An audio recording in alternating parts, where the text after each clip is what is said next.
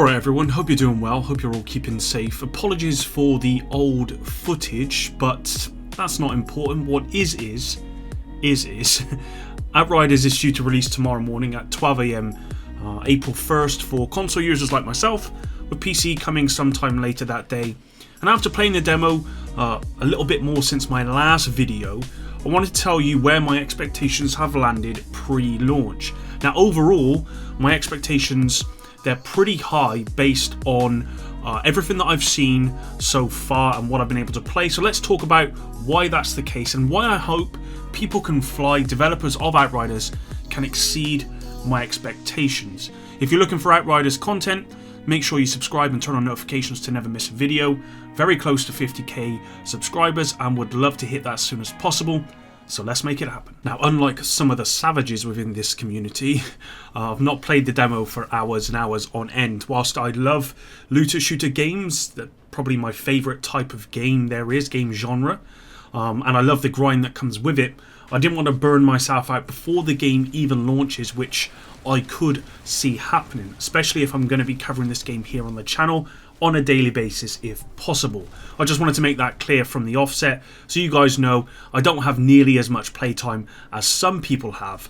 But with that said, I've played enough for a demo and I've seen enough marketing material, YouTube videos, all of that stuff to know what my expectations are for this game pre-launch. First and foremost for me, as a looter shooter type game, a genre I have a lot of experience with and my favourite genre of game by far, as I previously said, loot is always going to be number one over everything else. That includes story, setting, environment, you name it, loot comes number one for me. And thankfully, from my demo experience and the marketing material that I've seen, this is where Outriders is going to shine. I can't remember exactly how many legendaries there are in this game, but there is a ton. If I can find an exact amount at launch, I will include it here.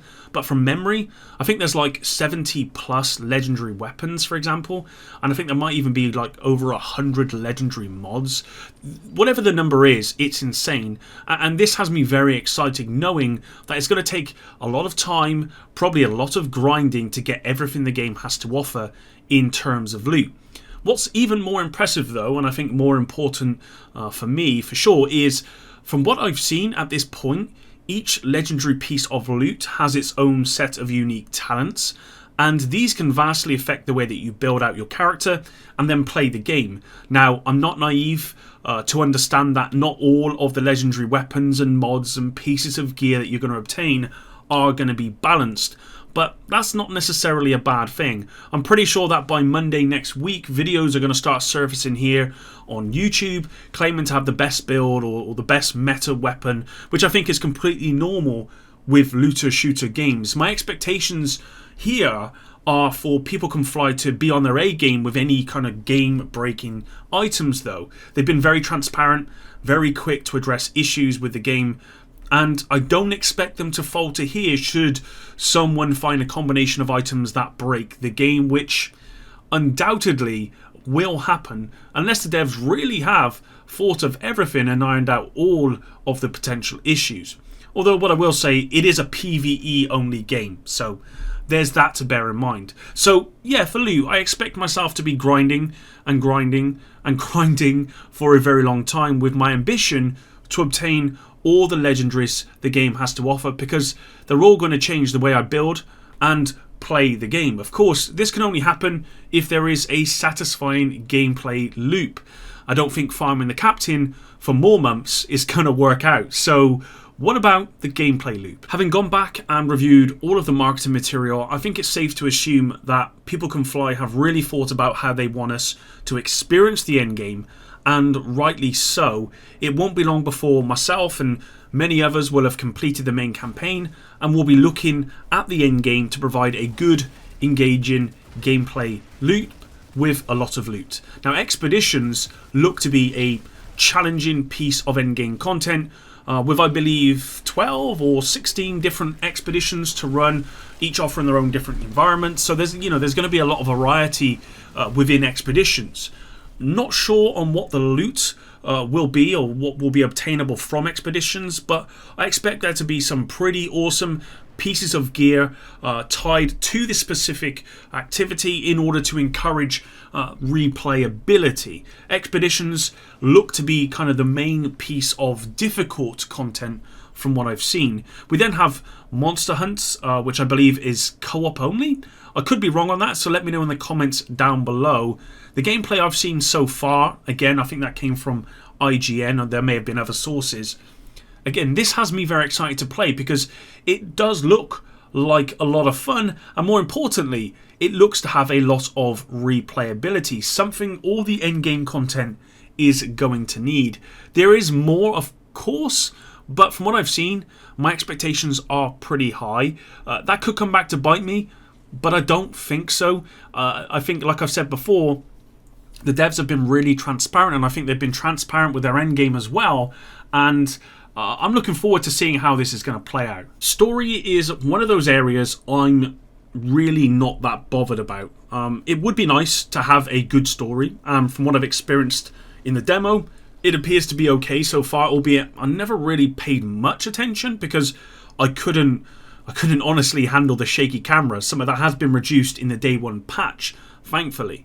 Now, I'm happy with a story that's just okay, to be honest. I don't think I've ever not played a looter shooter that has nailed all the looter shooter elements but has failed in the story department. If you look at Destiny, early Destiny, you know, it did well in terms of the looter shooter side, but the story itself, and some would argue the story is still not particularly good, the story itself was pretty not great, but you still played it. I still played it a lot because I was there for the loot and I was there to play the game rather than worry about the lore. So I'm intrigued to see how the story pans itself out, but it's probably bottom of my list in terms of expectations.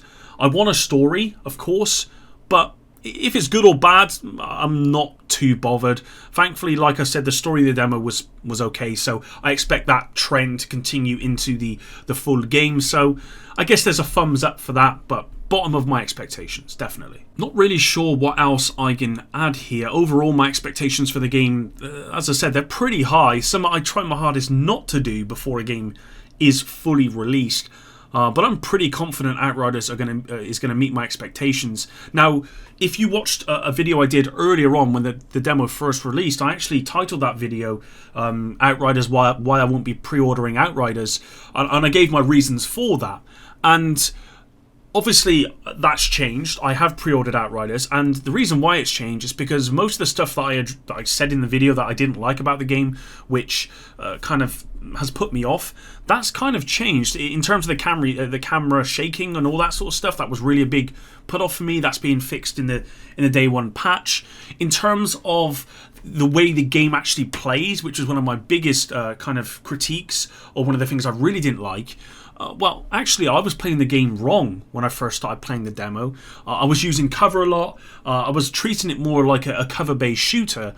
And it wasn't until after that video I realised that's not how the devs want you to play the game. And in fact, what they say is the cover is for your enemies, not for you. And basically, you just got to rush and get in there. And so I started to do that more and more. And that's when I really started to enjoy the game a lot more. So yeah, overall, I'd say my expectations are pretty high.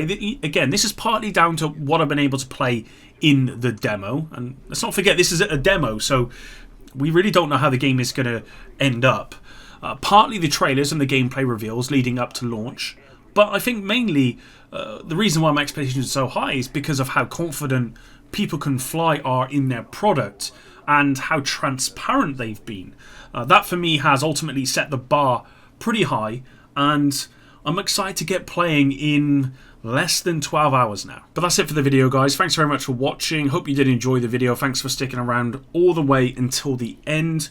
I really do appreciate it. And if you haven't subscribed already, please do if you want to see more Outriders content and other gaming content, specifically Division content. I may have a video out after this one, Division related, as there is some news that's just come up. But if not, then until the next one, which will likely be tomorrow, and it will likely be Outriders, epic out.